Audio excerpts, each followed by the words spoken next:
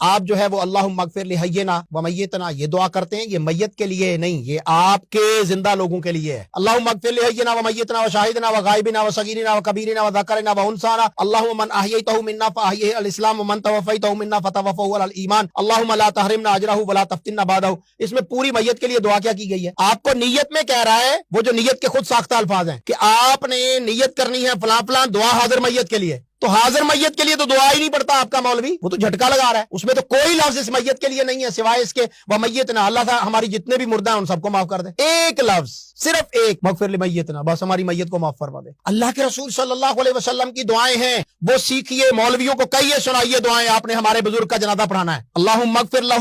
وارحمہ وعافہ واعف عنہ واکرم نزلہ ووسع مدخلہ واغسلہ بالماء والثلج والبرد، اللہم نقہ من الذنوب والخطایا کما نقیت الثوب الابیض من الدنس، اللہم اغسل بالماء والثلج والبرد۔ اللہ کے نبی صلی اللہ علیہ وسلم کی یہ دعا کتنی جامع معنی عظیم الشان دعا ہے۔ اللہم اغفر لہ، اے اللہ اس میت کو معاف کر دے، وارحمہ، اے اللہ اس پر رحم کر دے، وعافہ، اللہ اس کو عافیت بخش دے، واعف عنہ، اس کی طرف سے عافیت کر دے، اس کی طرف عافیت کر دے۔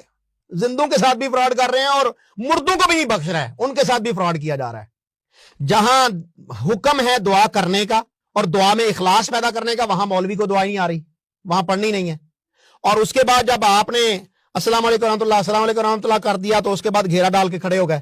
آؤ جی اب میت کے لیے دعا کرتے ہیں۔ وہاں پر اس وقت اردو میں دعا ہو رہی ہے، پنجابی میں دعا ہو رہی ہے، سارے وہاں 15 منٹ لگا دیں گے، اور جو جگہ تھی دعا کی قبولیت کی اس میں 1 منٹ بھی نہیں لگتا۔ پوری ذمہ داری سے کہہ رہا ہوں 1 منٹ بھی زیادہ ہے، آپ کے پیارے کو 29-30 سیکنڈ میں